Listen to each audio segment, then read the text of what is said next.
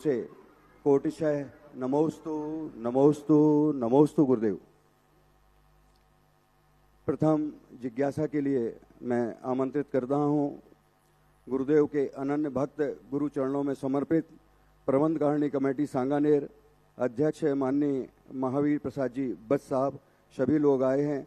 जोरदार तालियों के साथ हम इनका हृदय से सम्मान करते हैं और जिज्ञासा के लिए आमंत्रित करते हैं।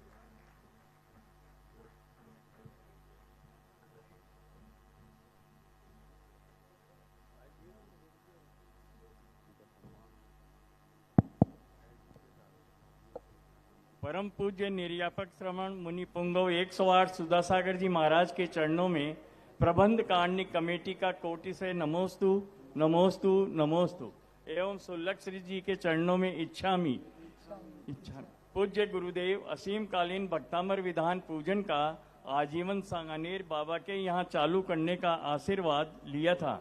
गुरुदेव ये कब से चालू करें, इस हेतु आशीर्वाद प्रदान करें। एवं पूज्य गुरुदेव अभी लगभग 175 नाम आए हैं और भी श्रेष्ठी वर्ग आगे आए, वो गुरुदेव इसकी विधान की महत्ता क्या है और गुरुदेव इस हेतु रजत विधान मंडल भी बनाना है, इस हेतु हमें आशीर्वाद प्रदान करें। सदस्यता की राशि 1,11,000 रुपए। जिज्ञासा समाधान में शिकायत आने पर एक तो हुआ कि सांगानेर की कमेटी की नींद खुल गई।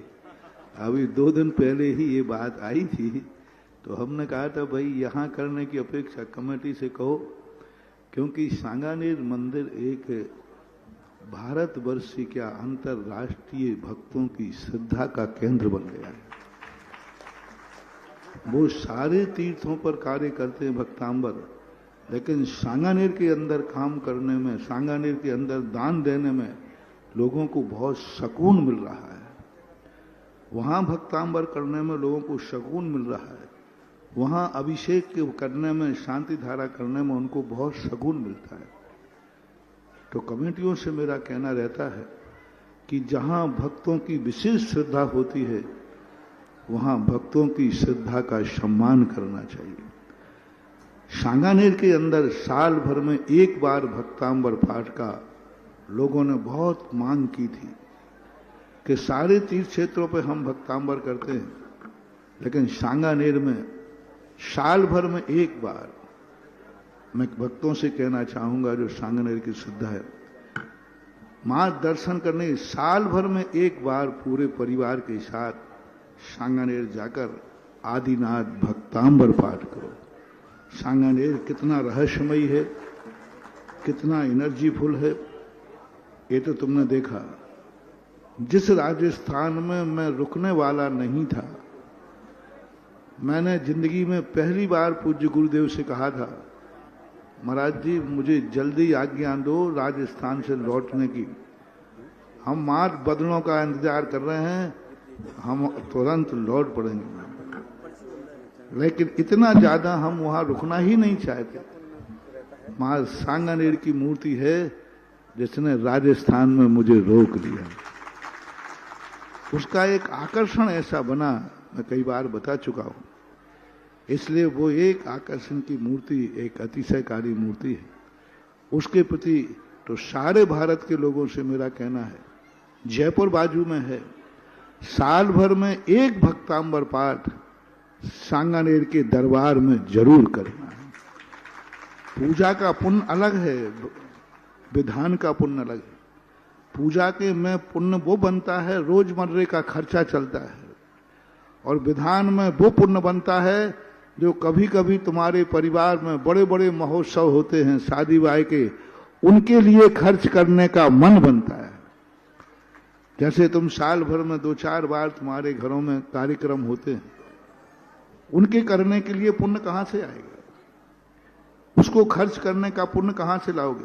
रोजमर्रे का पुण्य तो अभिषेक पूजन से हो जाता है, लेकिन ये जो विधान होते हैं इनसे बड़े बड़े पुण्य के बंध के लिए कारण बनते हैं। इसलिए जयपुर से भी मेरा कहना है, पूरे भारत से सांगानेर के लिए आप लोग 365 नाम करिए और भक्तांबर पाठ साल भर में एक बार वहां जाकर के भक्तांबर का विधान कीजिए।